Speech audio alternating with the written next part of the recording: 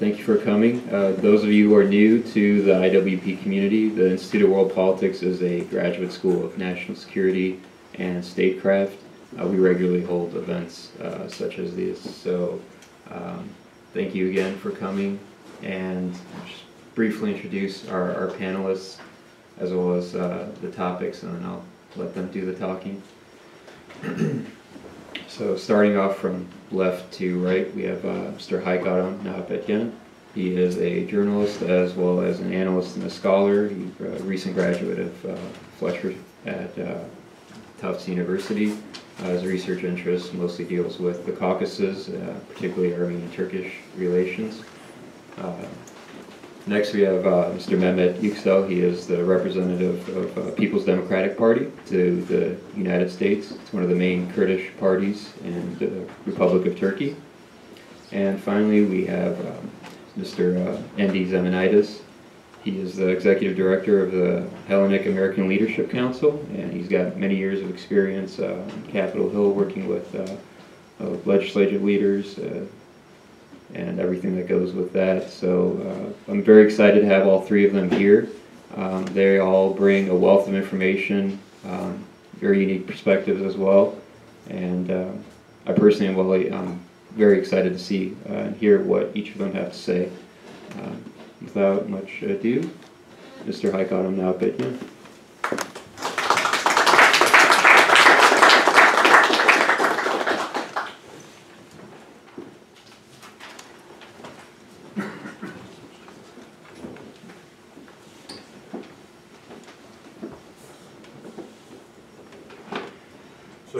Thank you, Villain, and thank you to the Institute of World Politics for organizing this event. I'm glad to be here. My presentation is related to Armenia-Turkey relations and to the topic why the normalization is delayed, why it's not there yet. The Soviet Union had about 39,000 miles of borders in total, and after the Iron Curtain collapsed, all former Soviet borders became relatively easier to cross and more transparent compared to what it used to be during the Cold War periods, apart from one small fraction of this border, and that's the Armenian-Turkish border. In fact, the Armenian-Turkish border now is not only not easier to cross, but it's not possible to cross at all because the border has been closed for 21 years. The reason is simple: it's Armenian-Azerbaijani conflict over Nagorno-Karabakh. In 1993 spring, the Armenian forces took over the Kelbajar district, which is situated between the Republic of Armenia and Nagorno-Karabakh. We can switch to the next PowerPoint. So the Armenian forces took over this Kelbajar district situated between borders of Republic of Armenia and Karabakh in order to eliminate the firing positions of Azerbaijani army situated in this district. Shortly after that, Turkey, as a sign of solidarity with Azerbaijan, shut down the border gates with Armenia. So the question here is whether the close alliance that exists between Turkey and Azerbaijan provides a lawful justification and reason for imposing this the regime of blockade from Turkey against Armenia. And one may draw parallels between the Karabakh conflict and Cyprus conflicts here. Today we'll have more discussion about the Cyprus conflict.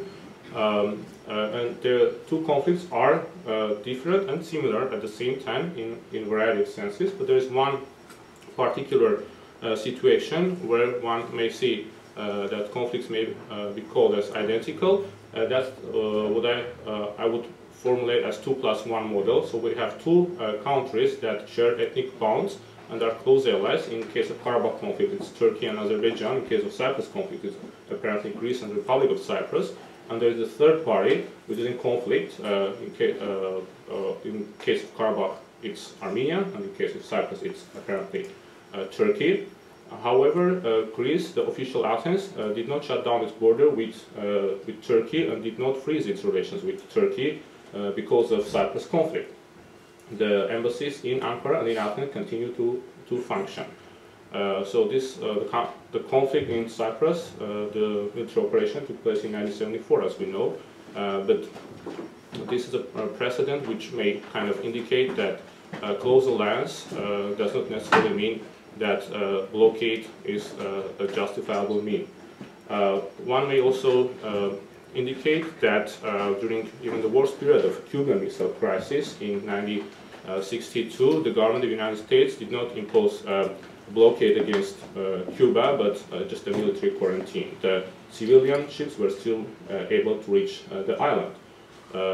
The blockade is largely considered as act of war, and that's why there are some scholars in Armenia who suggest that Turkey is not simply a third party for Nagorno-Karabakh conflict, but it's rather a party which is involved in Nagorno-Karabakh conflict. This is not the official position of Armenian government, but that's what some scholars and journalists and experts may suggest in Yerevan.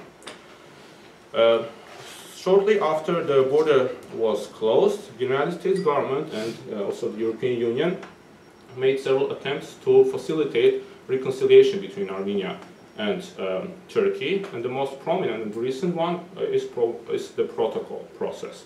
So in 2008, the president of Armenia, Serge Sarkisyan, invited his Turkish counterpart, Abdullah Gül, to visit Armenia and follow the soccer game between Armenian and Turkish national teams in Yerevan. Abdullah Gül accepted the invitation, visited Yerevan, and later on himself extended similar invitation to the president of Armenia, who also visited Turkey later on. This became known as soccer diplomacy, which ended up in signing the Armenian-Turkish protocols in October 2009. The protocols envisaged normalization process, reopening of the borders and establishment of diplomatic relations between Armenia and Turkey within 60 days after the protocols would be ratified by parliaments of Armenia and Turkey. We can follow on with the slides. And the next one, please. So we are referring to 2009 how the protocols process here. The Armenian president belongs to Republican Party of Armenia, which used to and continues to hold the majority of the seats in the Armenian parliament. And the president of Armenia made a statement that he will use all his authority to convince his party fellows at the Armenian parliament to ratify the Armenian-Turkish protocols as soon as Turkey does the same. Turkey did not ratify the Armenian-Turkish protocols. The Prime Minister of Turkey visited Washington, D.C. in December of 2009, and during the press conference, a journalist asked a question about this to Erdogan. Now he is the president, apparently, of Turkey. Erdogan answered that the Parliament of Turkey is a democratic institution and is free to decide what kind of documents to ratify or not to ratify independently from the government. And as we know, Mr. Erdogan, the ruling party of Turkey is AKP party, party of progress and development, justice and development, and this party used to and continues to hold the majority of the seats at the Turkish parliament. My observation indicates that whenever the government of Turkey actually wanted the parliament to ratify or not to ratify certain document, they were completely capable to reach this objective. And the most recent and prominent example would probably be the censorship over internet.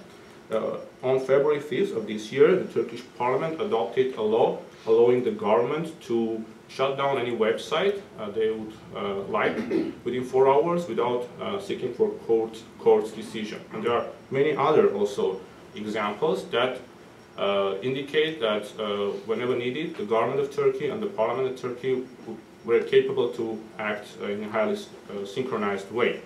So this may lead to a conclusion that the protocols are not being ratified by the parliament of Turkey simply because the government does not want those documents to be ratified.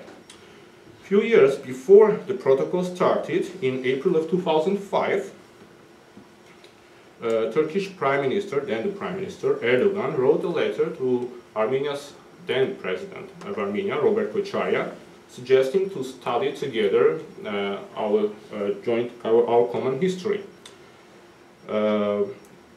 Robert Koçaryan answered, suggesting that our countries have not just historical misunderstandings, but also political misunderstandings. Thus, Koçaryan agreed that Armenia and Turkey could form intergovernmental commission, which also potentially could include historians. The answer from Koçaryan arrived in Ankara in April 25th of 2005, and the Turkish authorities and media welcomed a statement from Robert Koçaryan. Particularly, I'm quoting Turkish Aktif Haber, a news portal's publication from April 26, 2005. In a letter which Koçaryan sent to Prime Minister Erdogan, there was a positive approach regarding joint commission. Turkish Zaman newspaper from April 30 of 2005 quoted Turkey's Foreign Ministry spokesperson Namik Tan saying that the content of Koçaryan's reply was assessed positively, end of quote. Turkey reported that answer will follow, but answer never followed. Eventually, Koçaryan's reply was disregarded by Ankara. However, Turkey attempted to create an impression that Turkey was ready in 2005 to move ahead with the reconciliation with Armenia, and it was Armenia who avoided discussion with Turkey. Particularly, Turkish Deputy Prime Minister Bülent Arınç, during his visit to Washington in April of 2011, said at conference at German Marshall Fund, "Until today, we have been waiting answer from Koçaryan to Erdogan's proposal." Simply, this was not true. As said, Koçaryan answered to Erdogan's proposal, and this was welcomed in its time by the government of Turkey. These are just two examples out of many when Turkey acted as if it's ready to move ahead in its relations with Armenia.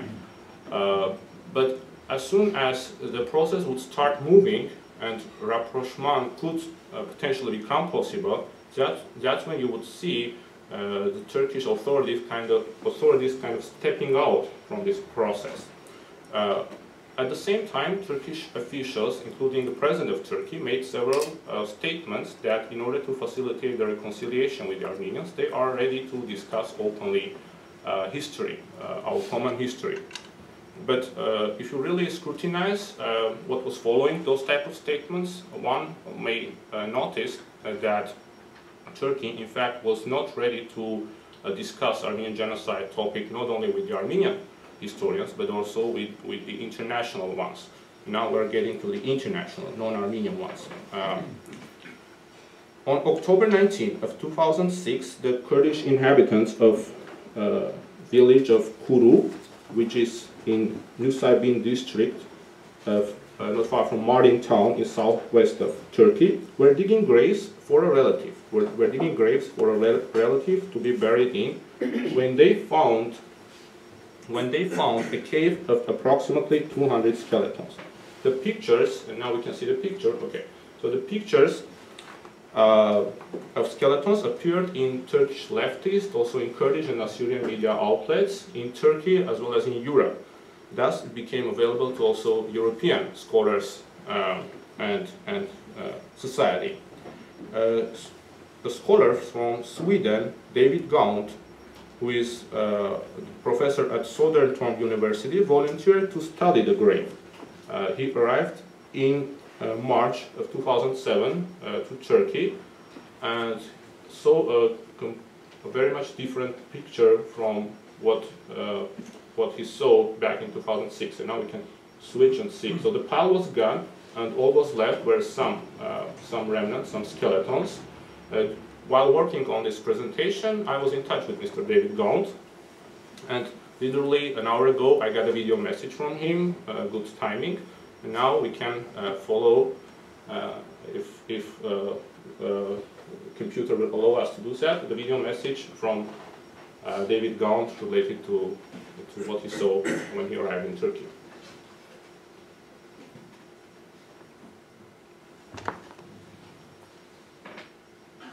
As far as the mass grave is concerned, there were reports from... It's playing on one screen, I promise.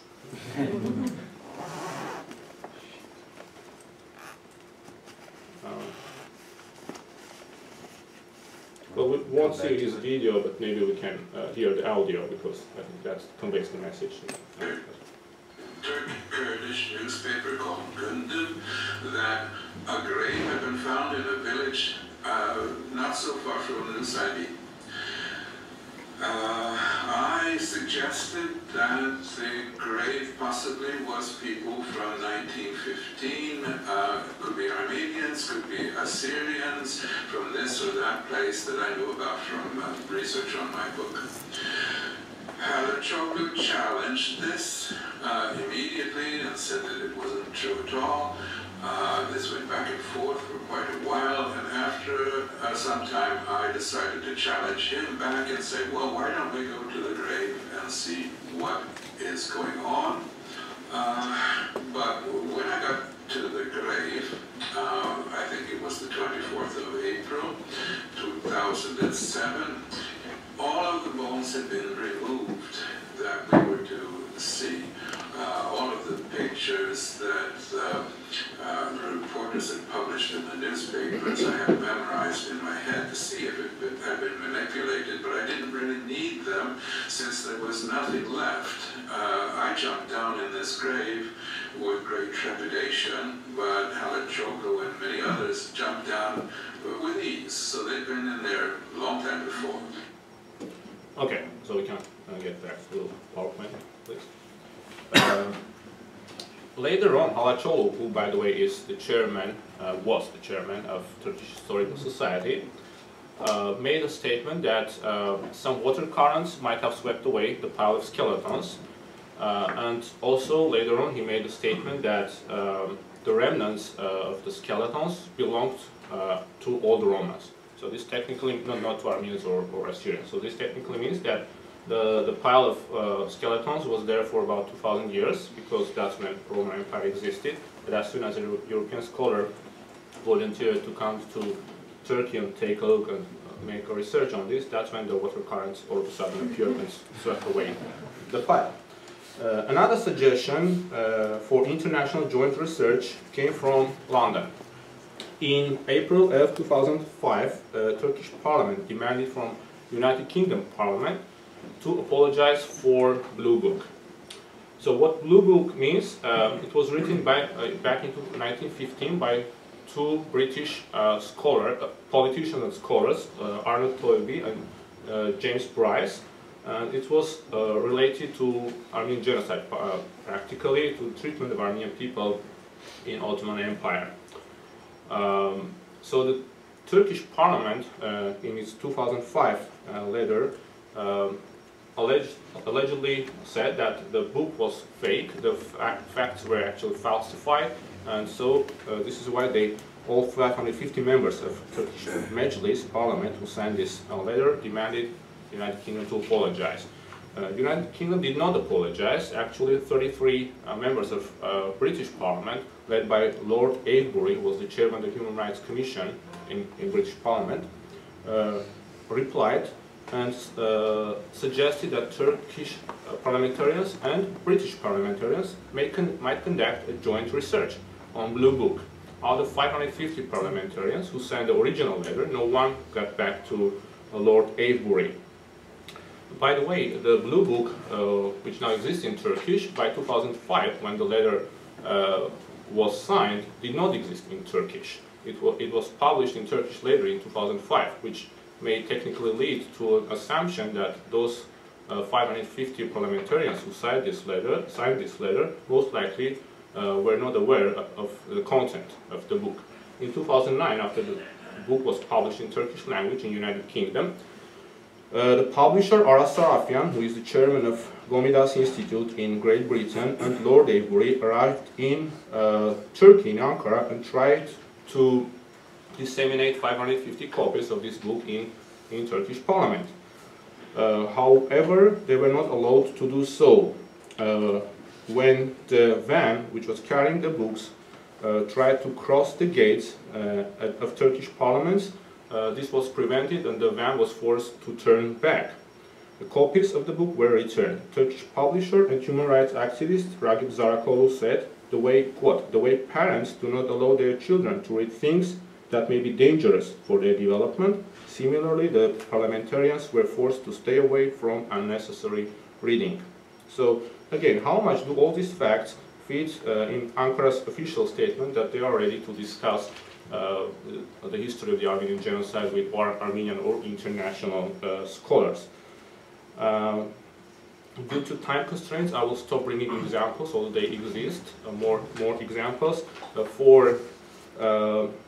For sake of truth, I have to say that last year, Aras Sarafian and Lord Avebury were able to deliver 2 copies of the Blue Book and give one of each to the President of Turkish Parliament and Chairman of Human Rights Commission of Turkey. So this allows me to finalize my presentation on a positive note. I hope one day the Turkish government will have the courage to face the reality of the Armenian genocide. The Armenian genocide is not part of Armenian history, but it's also part of Turkish history, and Turkish people have the right to know what really happened in the territory where they live now, about 100 years ago. Thank you.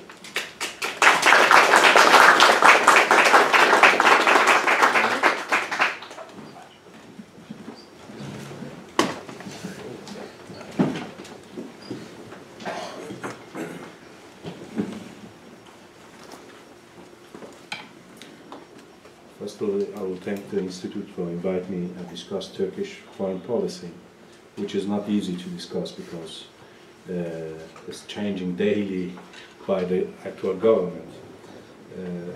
And talking about foreign policy, which is in the beginning was zero problems and has become to zero neighbors, is difficult to analyze it because they're trying to change daily because the actual government in Turkey, AKP government, has this ability to do policy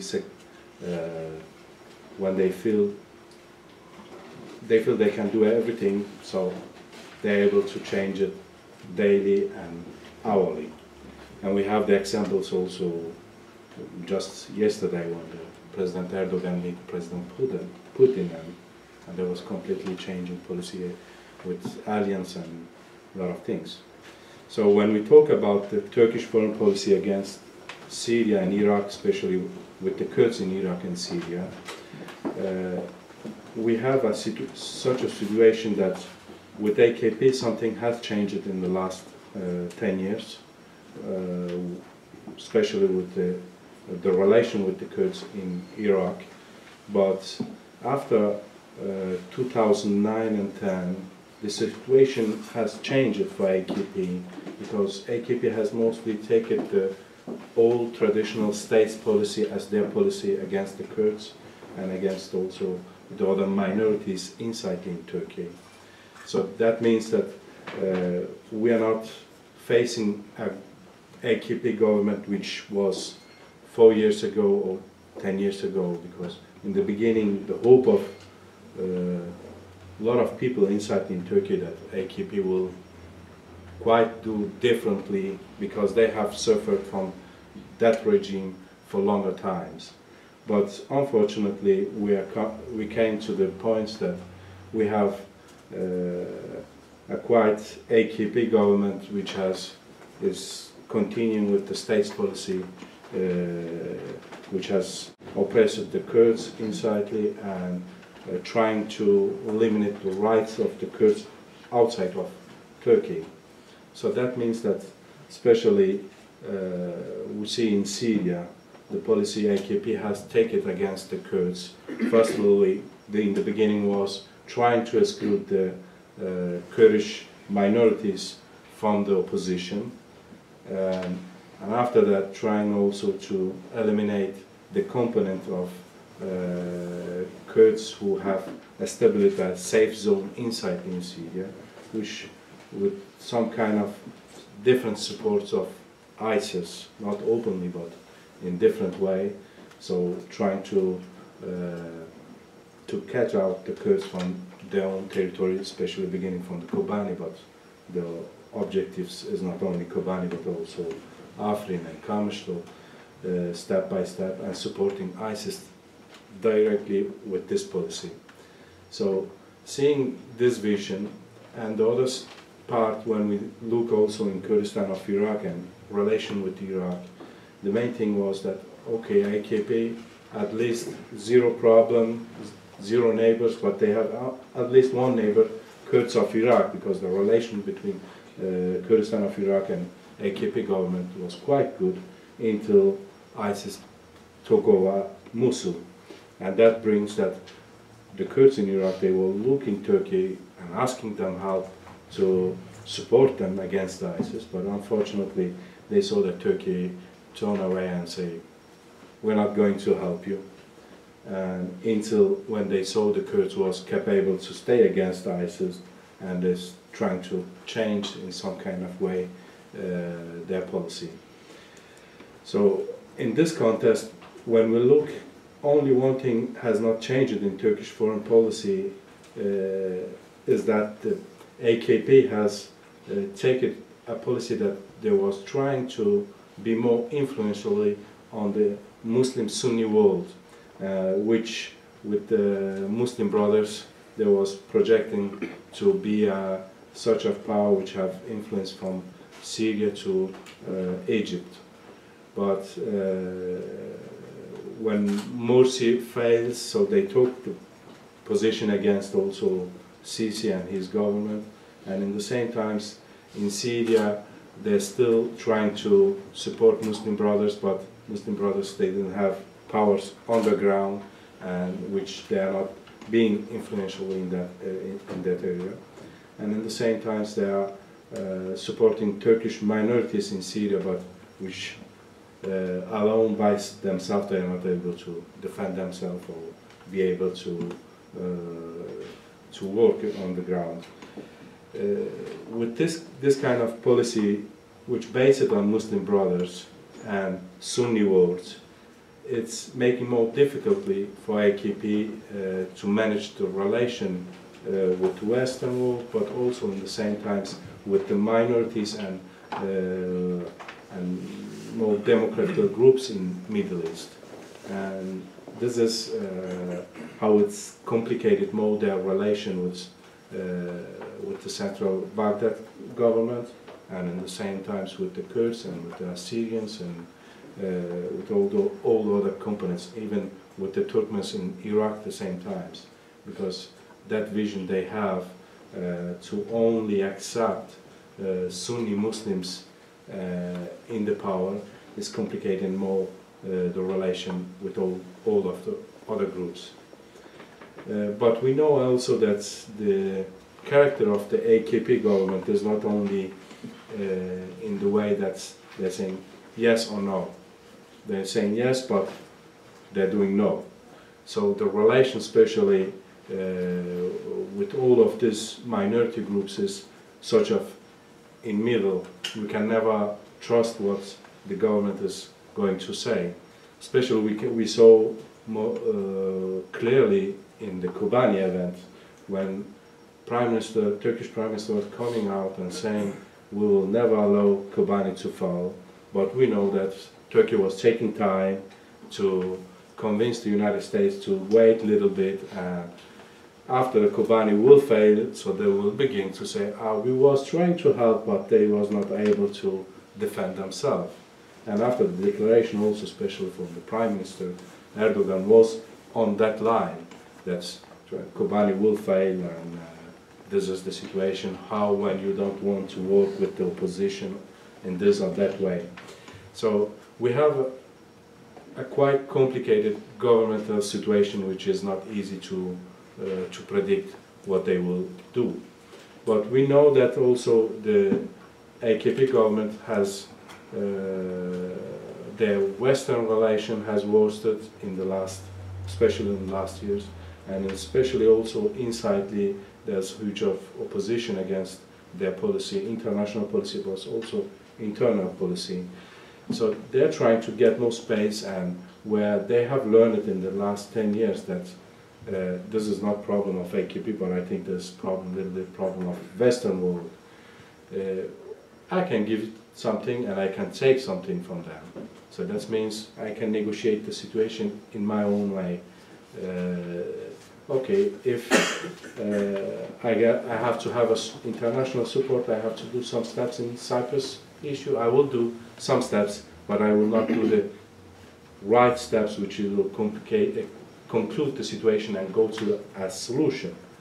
In the same times, also with the Armenian, giving a lot of words which they say we are going to resolve and we are going to face the situation, but not doing nothing. And in the same times with the Kurdish issue, internally talking about the peace process as in 6 months all of things will be resolved, but in concrete we don't see any steps, even in the clearly humanitarian situation, because there's around 200 prisoners which is close to death and badly ill, and still in 2 years they didn't have released them. So even in this small steps is not going forward, this government, and it's making more complicated. So it's not easy to see what will be the future of the Turkey in this situation, in their foreign policy. I think that it will go worse and worse because there's no concrete steps. If Turkey don't have real democratization internally in Turkey, they cannot have the peace process with the Kurds, because I don't think that there can be any peace process internally with the Kurds if there is no democratization inside in Turkey. And we all know that Turkish democracy is damaging day by day, because the main ruling political party, AKP, is not sharing the power or is not discussing together. They decide one thing and they proceed to do alone by themselves without trying to involve all of the parts included. So if Turkey don't have democracy internally, and if Turkey is not going to resolve the Kurdish problem in Turkey, how they're going to face Kurdish issue in Syria or in Iraq? So there will not be no space. Obviously there are some negotiation for that, but it's not giving a lot of hopes that this can have a success, this peace negotiation which is between PKK and Turkish government, especially because from one day there was talking that peace process is ended because the Kurds in Turkey has made it operation for Kobani, and there was trying to build up an operation inside in Turkey. And the other days there was talking, the government from next day was talking about that they will resolve all of the problem in 6 months, but without discussing enough with the Kurdish leaders or involving the Kurds inside, and also involving the Turkish society components, because the peace process cannot be only made by the government and Kurdish political party. Also the Turkish population has to be involved in this situation, because we saw clearly in Kobani situation where the Kurds, they saw that my government cannot be so cruel that allow that 10,000 of my population, my brothers, die in Syria without doing anything. And at the same time, we saw a reaction inside in the Turkish society. There's a better ISIS than Kurds. So if we have this situation, this will not bring the peace for us. So we have to work on both of sides, that the peace has to be with agreement and involvement of the both of the society together. If not, we will try a very difficult year next year. But I think that's Turkish foreign policy for next year. It will be always investing in the election, because there's election in June, and the President Erdogan wants to bring a presidential system in Turkey. So he has to get the majority, absolute majority in the parliament for do that. He will use every way to get that. And that means that also his foreign policy will depend on that. If he has to do some steps in the Armenian issue, or in the Cyprus issue, or in the Kurdish issue, he will try to use that until he crosses the bridge, because when he crosses the bridge, he will forget all of the promotion, all of the things he has, all the promotion he has given to the Kurds of Cyprus or Armenia or internal problems. So that's the main situation. And I believe that only change can come inside in Turkey. So we have to face our story with, in the last 30 years with the Turkish governments and with the Turkish societies, because there's a lot of situation which needs clarification. For the peace we need that. We have to face our story with the Armenians. That's we need for our future, to rebuild our future. And nobody can deny that the Armenians who leave the country still, I think they have the rights as the equal citizens of the Turkey, and they have to turn back and to have their own rights and represent themselves inside in Turkey. Thank you.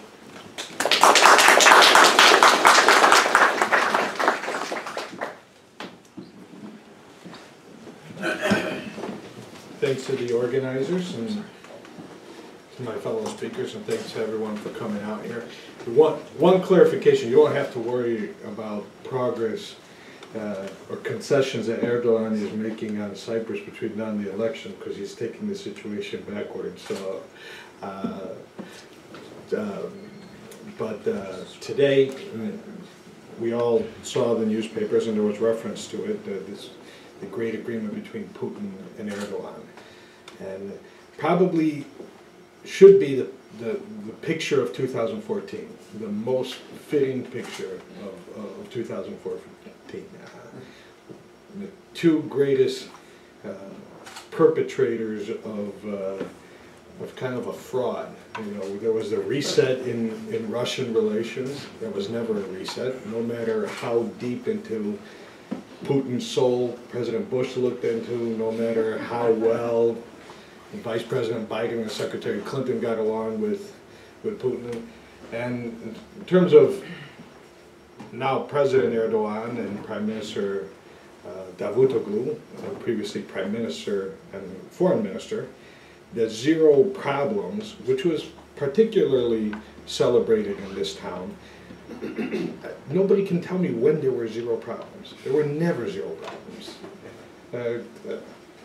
Certainly not in Armenia. You said, how long did it take? 60 days for the reconciliation to fall apart? The zero problems, they actually created more problems. They blew up the alliance with Israel way before Washington, D.C. recognized that zero problems didn't work anymore. They made no progress on Cyprus. We don't even have to talk about. Now we can talk about when they withdrew unilaterally from negotiations in protest of Cyprus taking over the presidency of the EU.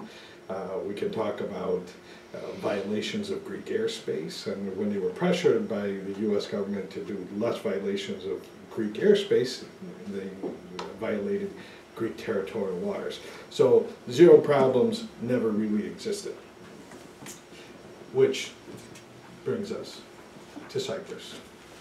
I don't have my laser pointer, but you guys see where Cyprus is. Right there, the Mediterranean. It's been called history's greatest sea. Robert Kaplan, in his book last year, The Revenge of Geography, called the Mediterranean the Great Connector. It's the home of civilization as many of us know it, the birthplace of the peoples of the book, the birthplace of Western civilization. And it was also a place where there were of great success for U.S. and Western foreign policy during the Cold War. They denied the Soviet Union the Mediterranean, with the exception of a sole outpost in Syria, which may even explain why the Russians are still so attached to Syria. We won the Mediterranean. And right now, the Mediterranean is falling apart. On the north end of the sea, there's economic crisis. On the south end, there's the failed Arab Spring. I don't know whatever. You know, some people are calling it Islamic winter. There's Piracy, interestingly enough, because the U.S. has a navy today because of piracy on the Mediterranean. Right? And Al-Qaeda in the Maghreb last year, or this past year, declared their #1 goal, piracy in the Mediterranean. We have the proliferation of weapons, and in all that bad news, there is a bright spot, right? And it centers right there on that little island, Cyprus. And Kaplan called it the Great Connector, and it's acting like the Great Connector again, because the region that for decades has been giving us olive oil is now about to give us oil. Maybe. Natural gas for sure. But before we get to that development, let's do just put it in context on why this Great Connector is not yielding quicker results. 40 years ago, this summer, Turkey invaded Cyprus. 40 years ago.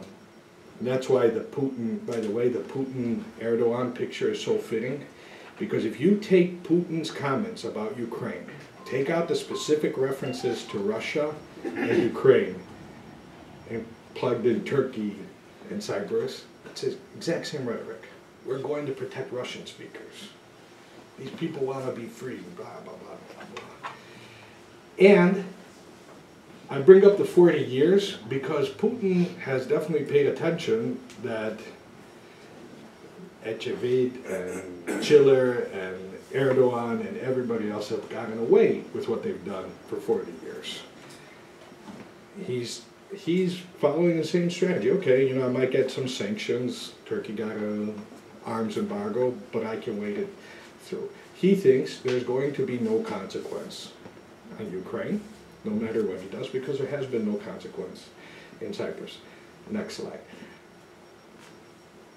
You know, it's important to look at the magnitude, because Cyprus is tiny, right? The size of, I mean, the economy, when people were talking about the economic crisis, the size of Vermont. So it's easy to not pay attention to it, surrounded by big countries and other conflicts. But look at what was taken. I mean, look what it would look like. I mean, it's a dramatization. And not only in terms of landmass, but imagine exactly that part of the United States disappearing. New York, Chicago. Chicago put up a hell of a fight, though. Boston, Philadelphia. That's important because people have to understand that Cyprus was 37% of it that was occupied, 70% of the coastline, 75% of the GDP, 80% of the tourist industry, of the deep water ports, the majority of the agrarian land. Next slide. 1,600 missing. That was here, that'd be over 400,000 missing. I could give you all kinds of other numbers. To 1/3 of the population turning to refugees. Next. And today, one of the legacies, if you go to Cyprus, I mean, this year we celebrated 75 years, or what's it, the fall of the, 25 years of the fall of the Berlin Wall. There's still a Berlin Wall in Europe. There's still a divided capital. It's a green line. And you go there, and there's barbed wire.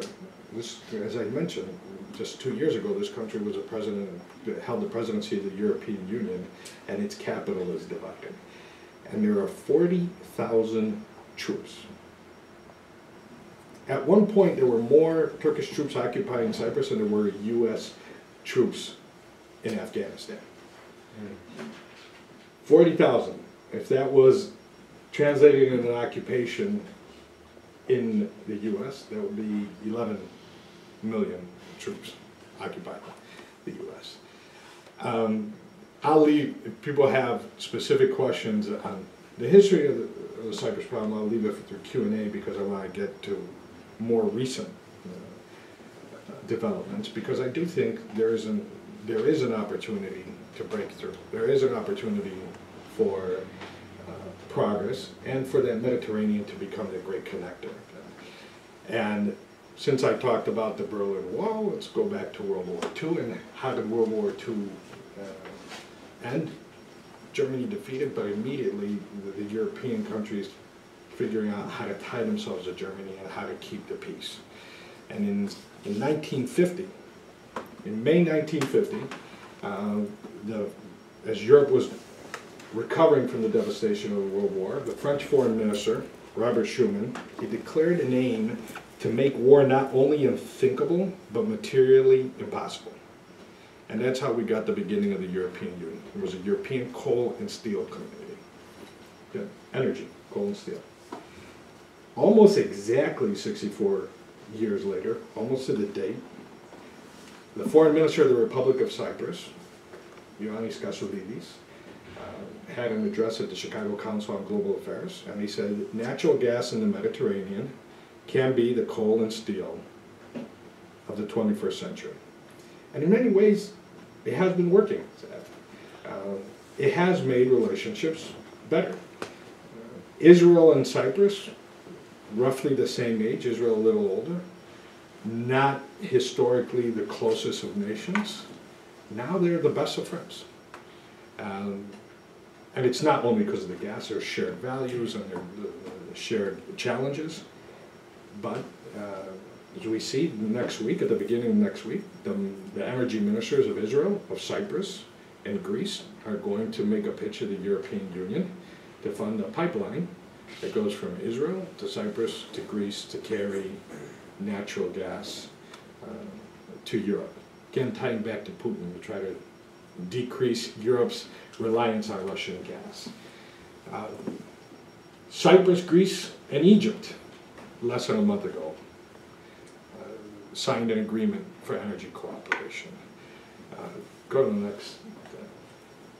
If you look at this, these are the maps of the exclusive economic zones in the regions. And what's important when we're talking about cooperation is these countries have all come together, save one, I'll let you guess, and agreed on these exclusive economic zones. Lebanon and Cyprus, de facto, Israel and Lebanon are not really talking to each other on this point, but they're agreeing through Cyprus. Egypt, Cyprus, Greece, Israel. There's, you know, if we overlaid pipelines that they're all talking about or joint exploration, this resource is turning the Mediterranean into a connector again. So what's the problem? Next slide. This is Turkey's view of the world.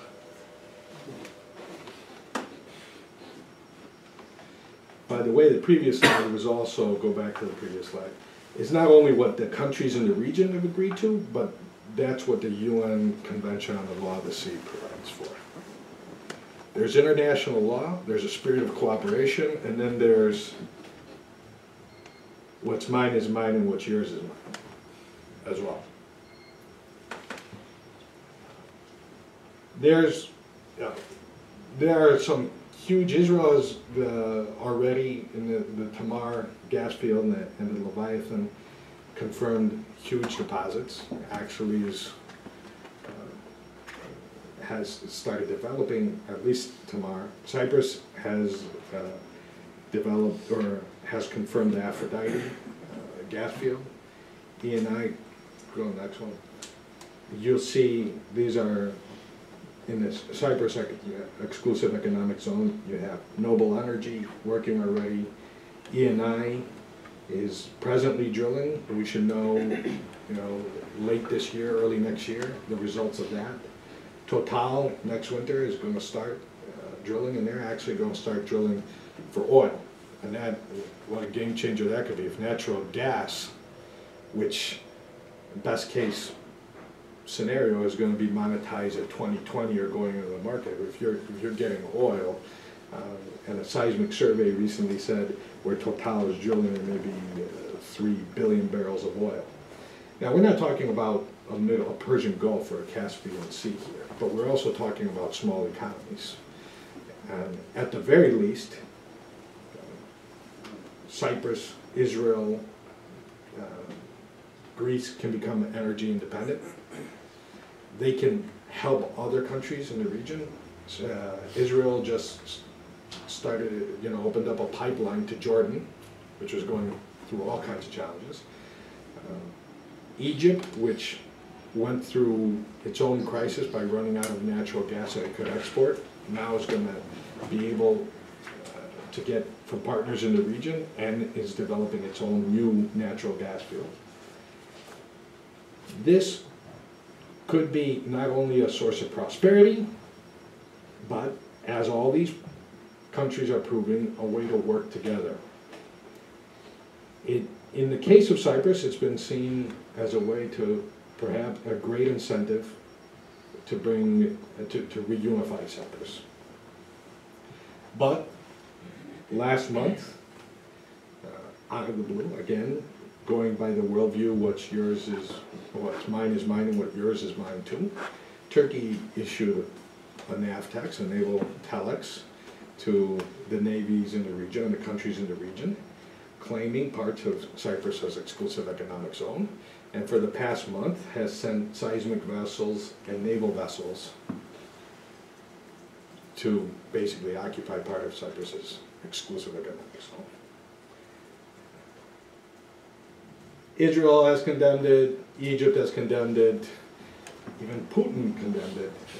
The European Union has been strong. Washington, less so. They may still be holding up the zero problems, may come back. This could be the coal and steel of the 21st century, but we have to remember that the coal and steel of the 21st century, or the coal and steel community of the 20th century, depended on there being an Adenauer in Germany, a Germany that was committed to peace. Unfortunately, Erdogan seems to be, at the very least, a Bismarck of Turkey, if not a Hitler of Turkey.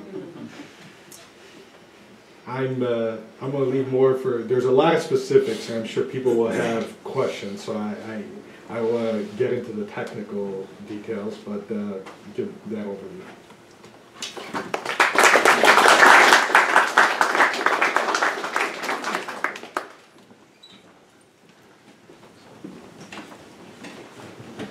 Thank you to all of our presenters, very informative.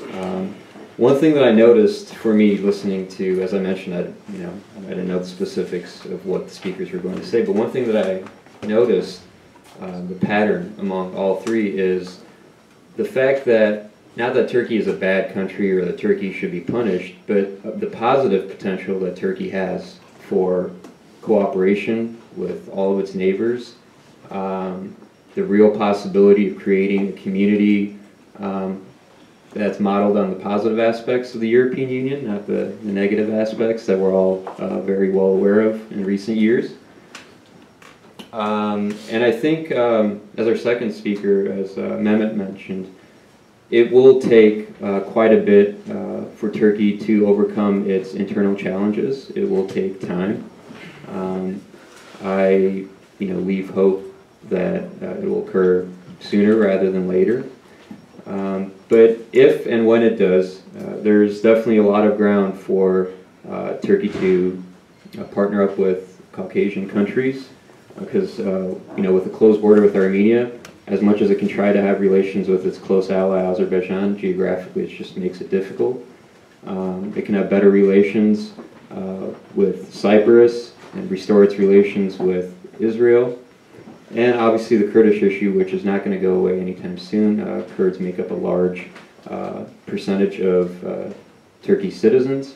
Also, many of the neighboring countries have a significant Kurdish population as well. So, I really did take a more positive message from the three of our speakers, mentioning the role that Turkey is playing, but also mentioning the positive aspects in a hypothetical peace situation, the post-peace situation that Turkey could play.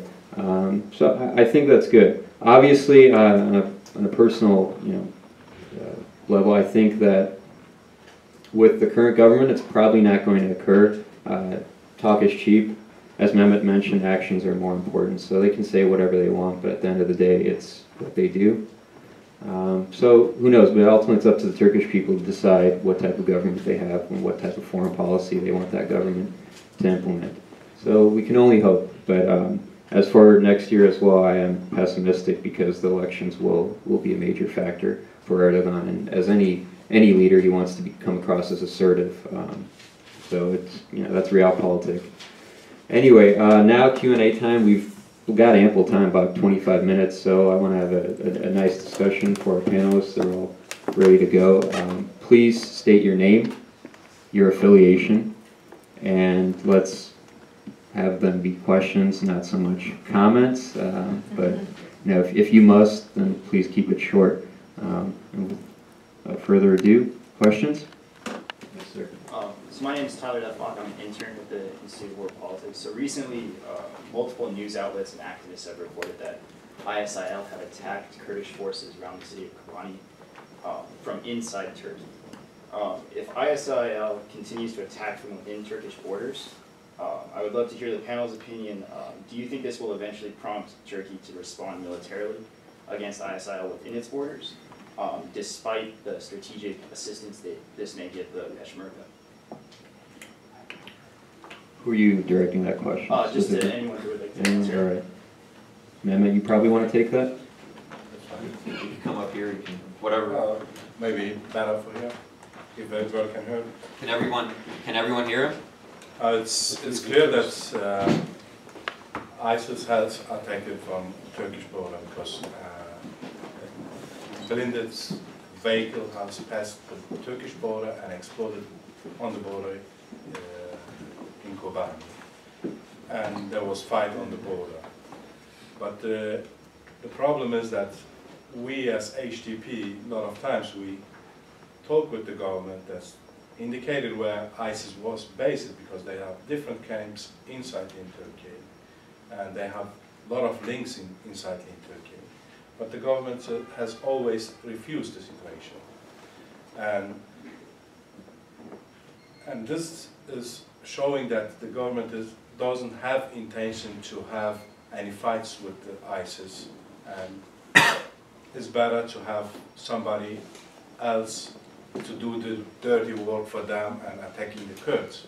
So I don't think that Turkey will attack in any ways ISIS in this situation, because they see also the base of ISIS long-termly to be a strategic allied with Turkey, so which is Sunni Arabs in the areas will be the areas for in Syria and in Iraq, so they don't want to have any problems or trouble in that way.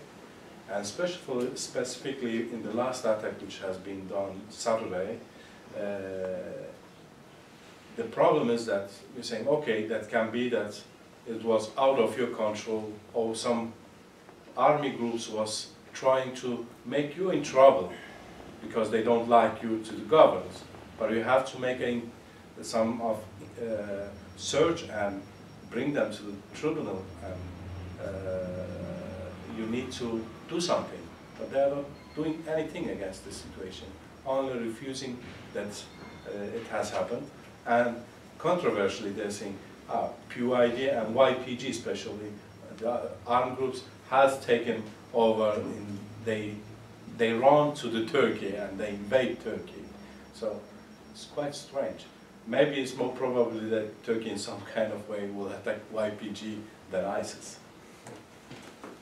All right. Next. Sir? Hi, Gerald Robbins, Foreign Policy Research Institute. My question is basically directed towards Mr. Nahapetyan. We are right now, obviously, in the centennial of commemorating World War I. There's been a lot of commemoration ceremonies throughout Europe in terms of recognizing the conflict. There seems to be a noticeable absence in Turkey about this, and I think about this in light of, we're going to have Gallipoli coming up, I think, in a couple of months, much less the comments you've been making about the genocide. Has there been any type of movement that you have noticed with the Turks in terms of trying to jumpstart this in conjunction with sort of European solidarity? Thank you. I think what we see from the government of Turkey is not much different from what we used to see. The recent letter that came from Erdogan, the recent statement on April 24, although was indicated as a positive step, as kind of reconciliation with Armenia, but again, that letter again put sign of equality between Armenians who suffered the genocide and between the Turkish people during World War I. It's kind of similar if you try to equate Jews and Germans, German victims of World War II, but Germany never did this.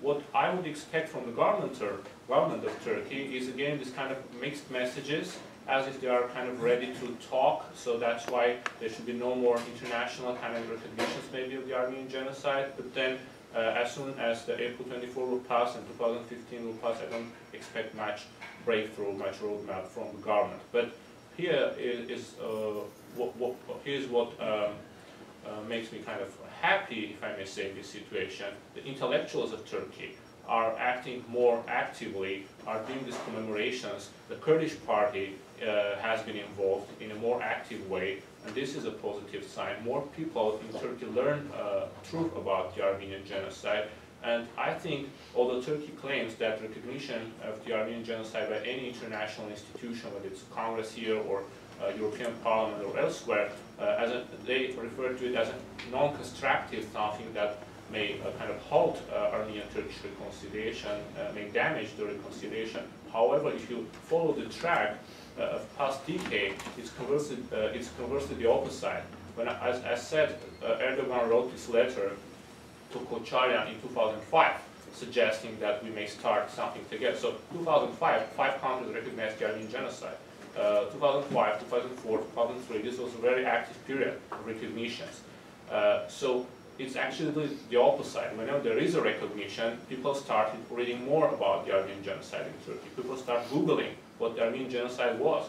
People start asking questions, and that's when the Turkish government has to act somehow. So this is, I think, that what facilitates recognition itself facilitates some kind of facing history and kind of gives maybe a hope. Turkish society must learn the truth, and I think the way Turkey will recognize at some point maybe the Armenian genocide. I don't expect AKP government to do so, but the Turkish democratic forces should get at some point maybe, hopefully, the power to parliament and try to push this reconciliation and face their history. Keeping fingers crossed. On your point though, watching what they did in 2014 on the Hill is not encouraging. The Senate passed the Senate Foreign Relations Committee passed Armenian genocide in the spring. They fought that tooth and nail, and then Speaker Boehner went to Turkey immediately thereafter, and they had this big statement with the speaker promising then Prime Minister Erdogan that no genocide resolution will ever pass the House. Then this summer, there's a bill called the Turkey Christian Churches Accountability Act, which doesn't mention genocide, just calls for the return of Christian churches, Armenian, Greek, Assyrian, even Catholic within Turkey. They fought that tooth and nail, going as far as telling Chairman Royce and Ranking Member Engel that U.S.-Turkey relations were at stake. If you watch it, you could go on the House Foreign Affairs Committee website, and Royce directly addresses that. Yesterday, because right now that past Foreign Affairs Committee is trying to get on the floor, yesterday the Turkish lobby sent out an action alert calling the Return of Churches bill racist. So if you look at that behavior, you know elections are coming up, and you know, throw in the wild statements about Christopher Columbus and who discovered the world. I haven't been able to verify the one about Erdogan claiming the U.S. didn't land on the moon yet, but that's circulating. as well. Next year, they're going to claim Turkey Day as actually Turkey Day. Not Thanksgiving. So I don't think it's encouraging on that point. All right, next question. Yes, sir. John Hurley, I lecture at Catholic University. I, of course, Turkey was a little bit in the news this past weekend because of the Pope's visit there. And I think that it is important to recognize, as I think you attempted to do in your remarks, that it's not an entirely negative thing. It may be heavily negative, but there are some positive aspects. And I'm thinking, for example, of the Pope's statement of gratitude to Turkey for the well over 1 million refugees that it is presently looking after. And I'm wondering specifically, would this include many Kurds? Mehmet? Sorry, I didn't understand the question. Well, Turkey is, has about well over 1 million refugees now. 1.6. Pardon me? 1.6 million. Okay, 1.6. It's quite a lot. So I'm pointing out, I think that, while there's a lot of negative, obviously, certainly there are some positive aspects too. But specifically, I wonder, in this group, would there be many Kurds? Are you aware? In this 1.6 million, at least 200,000 is from Kobani. But the problem with the refugees in Turkey is that the government is not giving enough support to the refugees inside in Turkey. It's mainly the population, the Kurdish and Turkish population, which is helping the refugees. And I think that's, if this situation will continue for long, there will be a lot of trouble because sustainability of the situation will not be more so useful. And especially there was also welcome in the beginning because also a lot of wealthy Syrians came into Turkey and they invest, especially in Antep. And what we see different rumors from Antep is beginning to become a problem, this situation. And I think that it will build up some different problems internally in Turkey because the state is not doing their work. For this 200,000 refugees of Kurds, only 6,100 is assisted by the government. And around 120,000 refugees is assisted by my political party or local municipality which is connected with my political party. And this cannot be the solution for this issue. Thank you. Next. Yes, sir. I'm Chris Blake, a former student and have a small international development company named Innovato.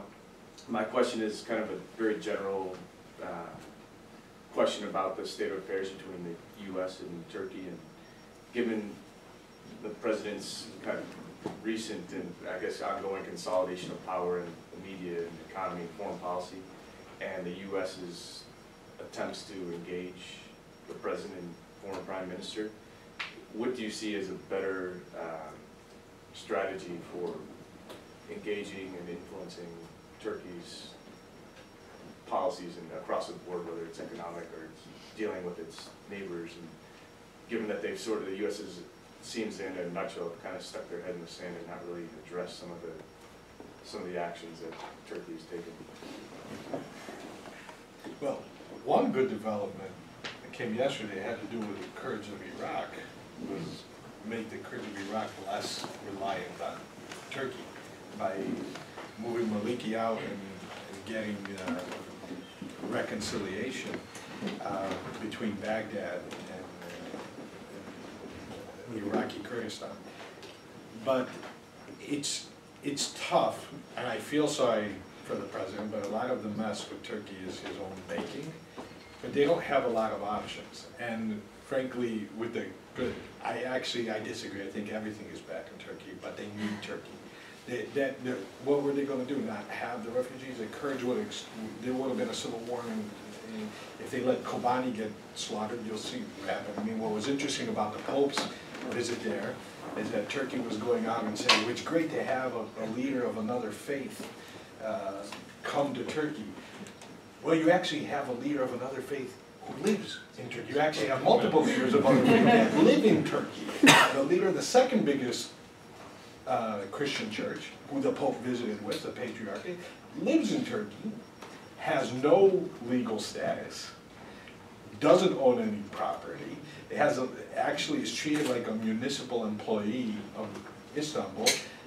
But going to your question, one of the first things that President Obama said when he spoke in Turkey, his first visit overseas, he says, open the theological school of Halki.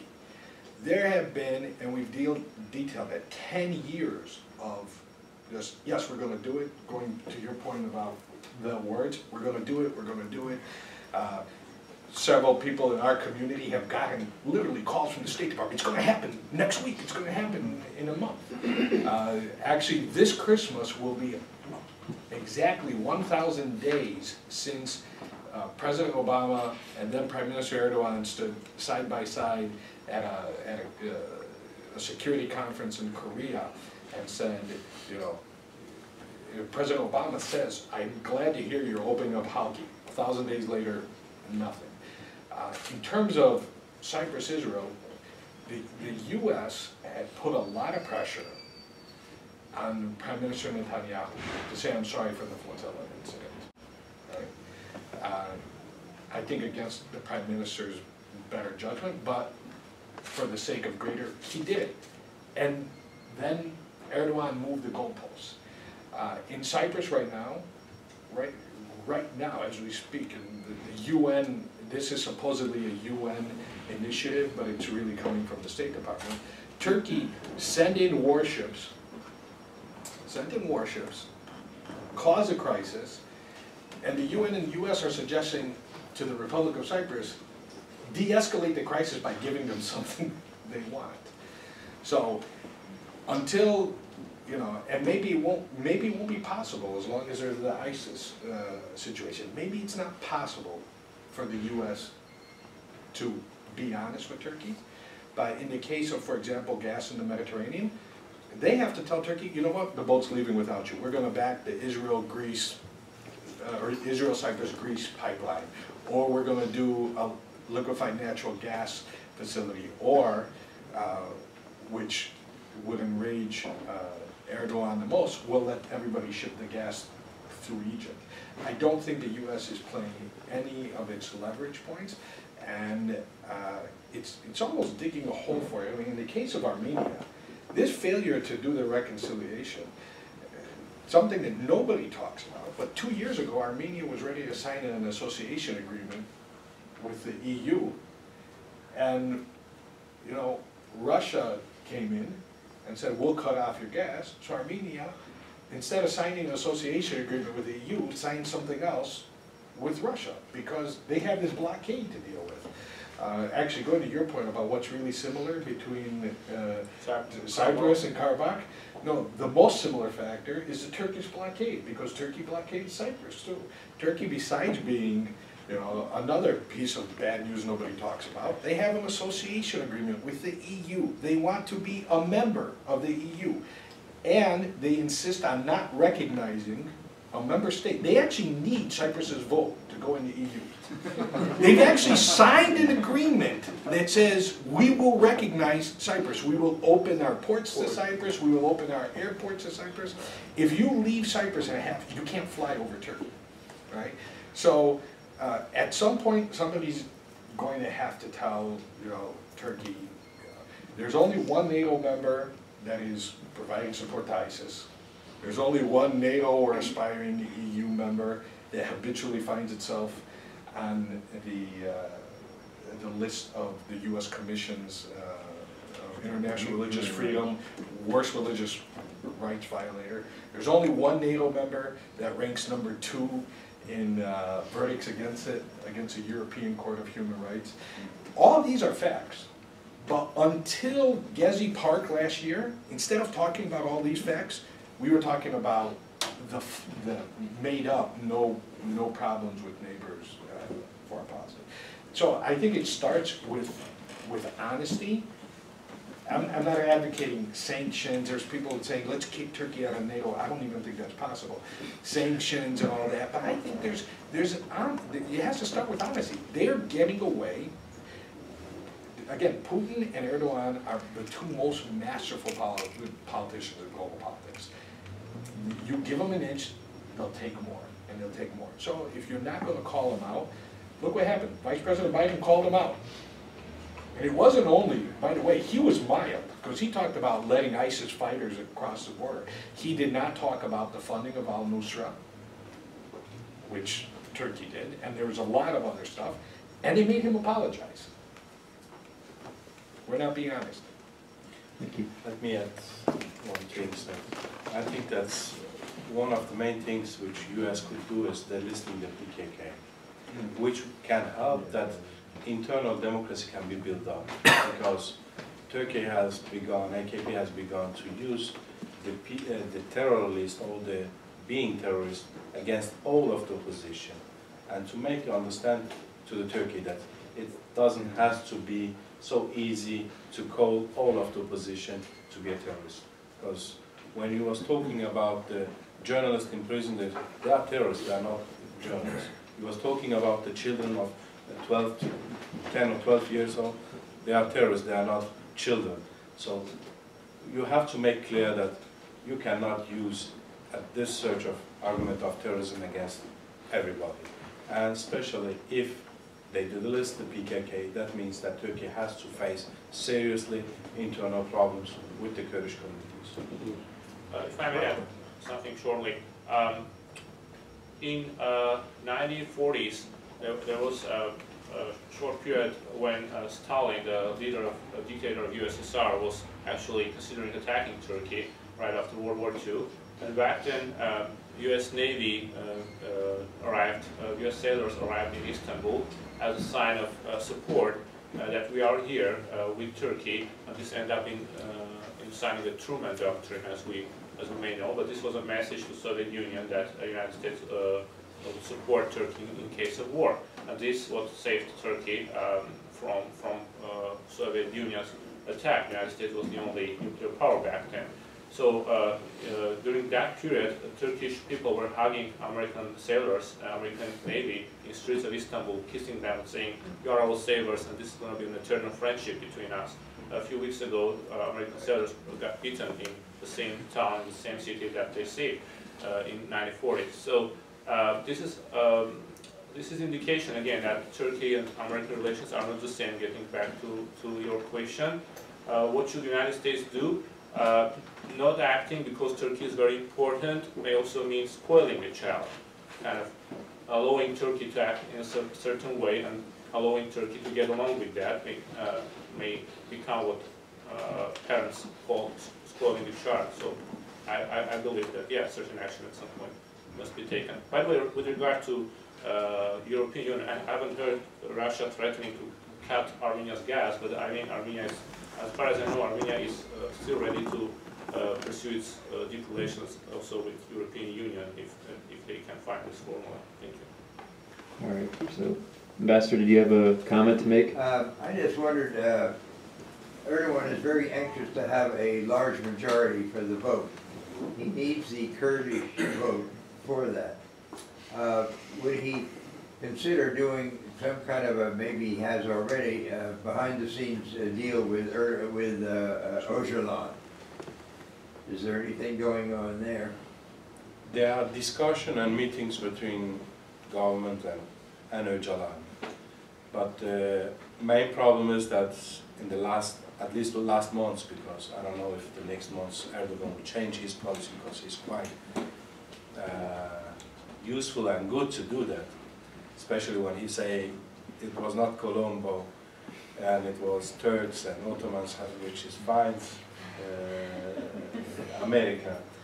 That was because his palace was in discussion, his image was in discussion. So he shot something so everybody could discuss that argument, not his palace. So I don't know if this will continue, but I think that in the last months he has done one thing.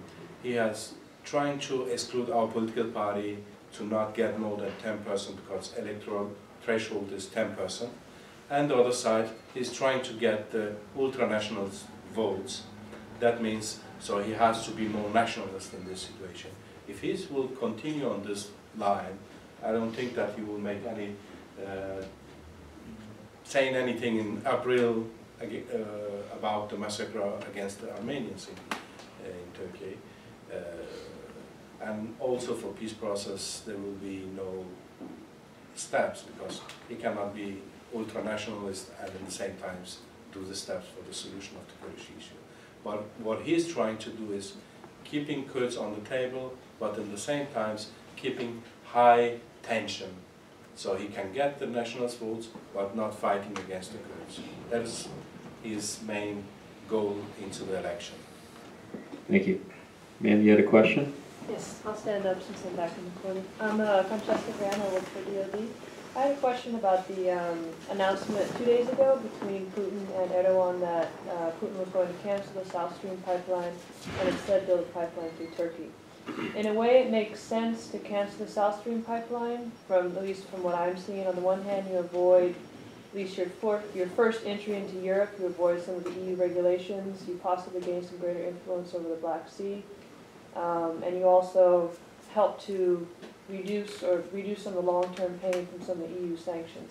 What I'm curious about is what your feeling of what Turkey gets out of it, not just short-term but long-term. If this plan actually goes through and they do run another pipeline through Turkey, what is the realpolitik posturing that Turkey is doing long-term?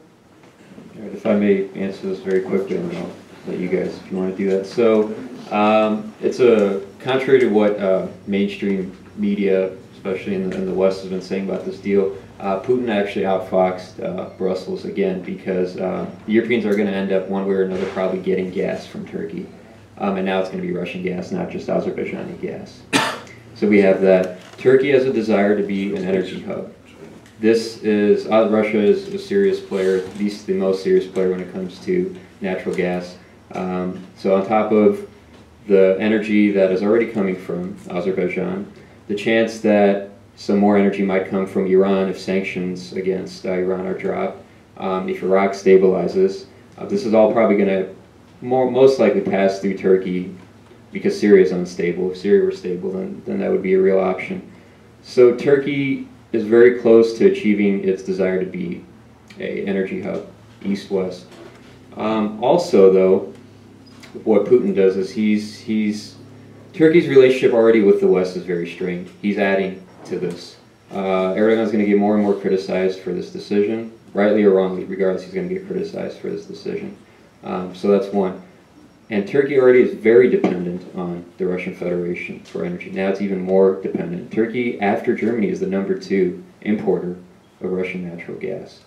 And I would also tie this in with Turkey's aspirations, and Russia's backing it, to join the Shanghai Cooperation Organization.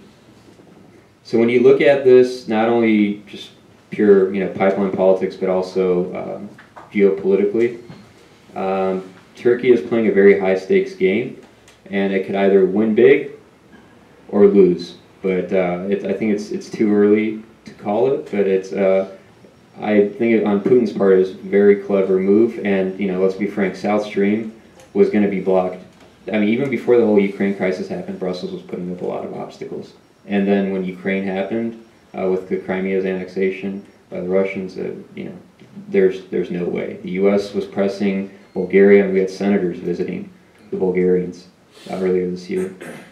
They visited the Austrians. So it was the only move that Putin could really do, and from my calculations, it turns out that it's going to be more of a coup for Russia than Turkey, but time will tell. If you got Bulgaria, right, who's historically close with Russia, quashing, I didn't think South Stream was going to happen anyway, but he nailed it.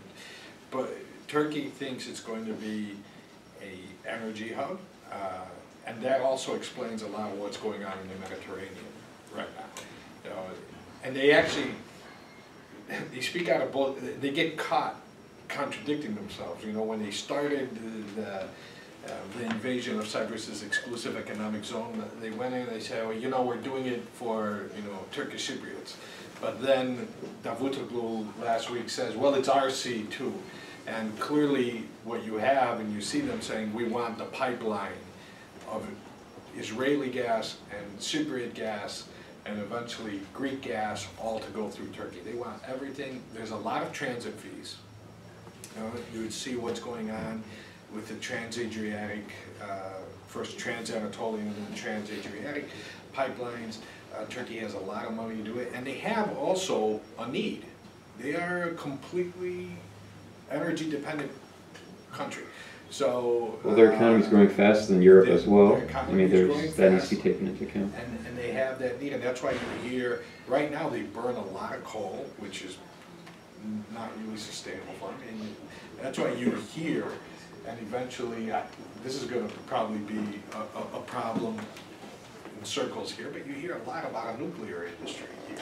Which is, that's why they've been very, the Russians have started, and they've been very active and very, I mean, if you remember a few years ago, they were the ones trying to broker the deal between Iran and Brazil, and they teamed up with Brazil for that. And that's a lot of their own. If they get into nuclear power for energy, well, yeah, you know, they're really not going to. It's a good thing that you brought that up. Part of the agreements, and I don't know why it hasn't been covered, but Rosatom, the main Russian nuclear company, state-owned, they're going to be building essentially all of Turkey's nuclear reactors and the plants. And we're not talking about, you know, one or two, talking about several. I think that's mainly Putin has done steps to not be damaged by the oil prices. But for Erdogan, the situation is quite different because Erdogan is trying to prevent the economic crisis before the election. So there's a lot of investment which will be lost in next year. So if he going to the economic crisis, that means he will lose his political power inside in Turkey and he will lose the election.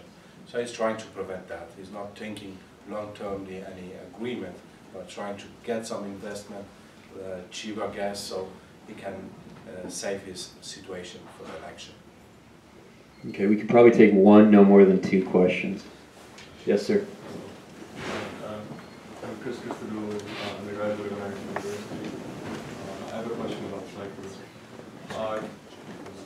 Given like the political concessions of like the Cypriot constitution, having the both languages and the neutral flag and everything, what more is Turkey looking for concessions in Cyprus to do actual movement on the issue? You want the truth or what they're saying you're looking for? The truth, I guess. I don't think they're looking for a solution right now. And that's, this latest crisis shows you, they said they were doing this to protect Turkish Cypriot rights, but they're not. If you look at all their behavior, it's about making their own claims on the gas. Plus, they also don't recognize the exclusive economic zone as such. They have, you know, when I contrast it, for example, to the other, so the two longest standing peace processes in the world, or the two longest standing issues before the UN Security Council, are the Israeli-Arab issue and then Cyprus. So let's look at the concessions Israel has made as the stronger party, right? You know, unilaterally freezing settlements, giving back Gaza, giving back southern Lebanon. I could go on and on. If you ask my friends here from the Cyprus embassy, if they got one thing like that, how thrilled they would be. Right? Almost 2 years ago, Foreign Minister Kasoulides came to Washington before the talks started and proposed a very aggressive set of confidence-building measures. One of so the invasion of Cyprus was carried out over 2 phases. In the second phase, which was the most brutal phase, they took the port city of Famagusta, which was the most vibrant. I mean, economically, 65% of the hotel beds, 80+% of the freight traffic. It's where Elizabeth Taylor went to vacation. So, and they've kept it as a ghost city. Literally, there's no people there. Now imagine, you know, it's like, what was it, Will Smith movie, I Am Legend? Imagine how New York, that's how Famagusta is. So, Foreign Minister Kassoudi said, look, this is what we'll do. We'll lift some holds on the EU negotiations, so Turkey gets an immediate benefit. We'll do some stuff to help the Turkish Cypriots trade more directly with the rest of the world through under EU auspices. And then you give back Famagusta, which, by the way, giving back Famagusta, nobody could move there tomorrow anyway. That's like a 5-year process. Gas will come online before Famagusta comes back online. And no, they won't move. So, unfortunately, people are kept told, and this goes back to the point of, you know, nobody's talking honestly to them. You know, when we met with the administration after that suggested conflict building measure, they were through the roof. That's the greatest. When Biden went, again, something not very well reported in American papers, but when Vice President Biden went to Cyprus last year, or in May, he went to close a deal on Famagusta. He thought he was going to close a deal. He showed up and they're like, no deal. Right? And they get away with it. Right? So, and everybody in the region, not only Greek Cypriots, Greeks, Israelis, Kurds are told, trust Turkey, trust. Until we see a real move, and I think that real move would be movement on these confidence building measures, it's, his analysis is absolutely correct. He's just going to talk to take the electoral pressure off himself, make sure he's not driven into crisis, because there's another way you could Turkey could go into crisis. It happened last summer for only 2 months. But if the Fed decides to end quantitative easing again, because Turkey's economic boom was built on borrowing at 0% American dollars and paying back an expensive lira. So they're lucky we don't have inflation yet. And he's making these investments in energy so he can insulate himself when we do have inflation. I don't see a move. All right, one more question and then we're done. Yes, sir. Elias Matiadis, United States Navy. I speak as a private citizen. My question has to do with the discussion, agreement, or understanding that Russia would support development of nuclear energy program in Turkey. That was covered not much, like you mentioned in the news. Given that Turkey has ample supply of energy and the potential to become a hub, why would Turkey be interested in developing a nuclear energy program, and why would Russia be willing to support it? I'll answer briefly, and if anybody else wants to take it. It's actually a great question. I don't necessarily think that it's for military purposes, like that we suspect, Iran might be doing. But as was mentioned earlier, coal is abundantly used in Turkey. Whatever you think about nuclear energy, it is cleaner than most fossil fuels, and some would argue it's cleaner than all fossil fuels. So I think that's a part of it. It's just to move away with it. And once they have some nuclear stations, I don't think Turkey has a large supply of uranium, so they would have to probably import it from the Russians or Australians or Kazakhstan. But once they have that, they can become more self-sufficient, because pipelines are also vulnerable. Pipelines can be attacked. Pipelines can be disrupted. I mean, in the 2008 5-day war between, South Ossetia and Russia on one side and the Georgians on the other, the pipeline, part of BTC, Baku BDC-JM pipeline, was attacked. Some outlets said it was a PKK. Regardless, pipelines are vulnerable, even when they're buried. I mean, they can still be a point of contention. Yes, nuclear plants are vulnerable as well, but they're more concentrated. Usually, security is much tighter, and the control, command, all of that is easier to implement than 3,000 kilometers of pipeline. So I think that's one of the reasons. Another one is, I think part of Erdogan's development plan is spend on infrastructure projects. Employs people, makes them look good, and becoming a nuclear power state, not in the military sense, but just having one. I believe it's a sense of pride as well for most people. So speaking, seeing as Armenian, we have a nuclear power plant in Armenia, and it's the only one in the region right now. Iran, I guess, now just joined as well, but you know, Armenia doesn't have much in the way of energy, but you know, it has that. So I know, and it provides 40% of the country's energy needs. So I think pride probably plays a role in there as well, as cheesy as that may sound. Yeah, I mean, the only correction I'd make is that they really are still dependent. They don't have their own gas, they don't have their own oil, they only have coal, and a lot of the pipelines that we're talking about are not online yet. Right? The one that kind of was coming from Iraqi Kurdistan now is going to be going back to Baghdad. And there's another they want to be the leader of the region. You know, some people call it neo-Ottomanism. They could call it whatever they want, but if you look at it, the pursuit of the Olympics, the pursuit of a Security Council seat, the pursuit of, you know, trying to promote wanting the next NATO Secretary General to be Turkish. The competition, I mean, what's going on, and one of the reasons we have the ISIS fight right now is they wanted Assad to be gone, and the rest of the West didn't comply, so, you know, they threw a fit and they funded al-Nusra. Egypt, the crisis in Cyprus right now was largely triggered because there was nothing new that Cyprus was doing. It was drilling. It's been drilling for 4 years. It was triggered because Erdogan has such a visceral reaction to anything Egyptian, because al-Sisi overthrew his guy Morsi. He had such a visceral reaction to the Egyptian deal that he decided to create a military crisis. So there is, especially if, I think they're making the bet that Iran, unfortunately, that this administration may let Iran have some type of nuclear capacity. I mean, listen to the rhetoric. Well, as long as they can't break out within a year.